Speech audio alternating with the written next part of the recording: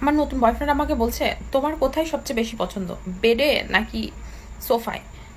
মানে বেড না সোফা বেশি পছন্দ। আমি কি বলছি জানেন? কিচেনে। আমি আমার বয়ফ্রেন্ডকে বললাম বেবি এমন কিছু করো যেন আমি ঘেমে উত্তেজিত হয়ে যাই। সে কি বললো জানেন? দাঁড়াও বেবি এখনই ফ্যানের সুইচ অফ করে দেই। আমার বয়ফ্রেন্ড সকালে আমাকে ফোন দিয়ে বলছে তোমার সারাদিন পা ব্যথা হয় না?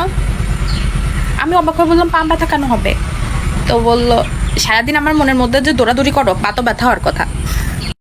আমার বয়ফ্রেন্ড আমাকে বলছে বেবি আজকে রাত আমাকে ভিডিও কল দিবা। আমি বলছি কেন, না দিব না, ভিডিও কল দিলে তুমি অনেক ডিস্টার্ব করো। তো বলছে না প্লিজ দিবা, প্লিজ বলো। তো ভাবলাম যে এত করে রিকোয়েস্ট করছে, বলছি ওকে ঠিক আছে দিব। তারপর বললাম যে কেন, দিলে কি হবে? তো বলছে ভিডিও কল দিলে ওই আলো দিয়ে মশারিতে মশা আছে কিনা সেগুলো একটু দেখে নিতাম, মশাগুলো মেরে নিতাম। I was like foul.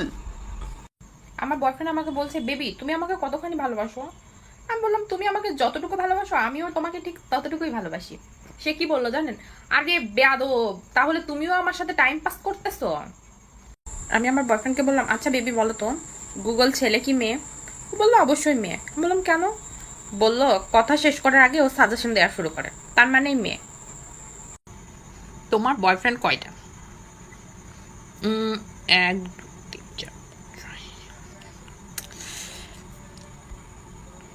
গোনাটা ভুল হয়ে গেল। একটাও না, আমি সিঙ্গেল।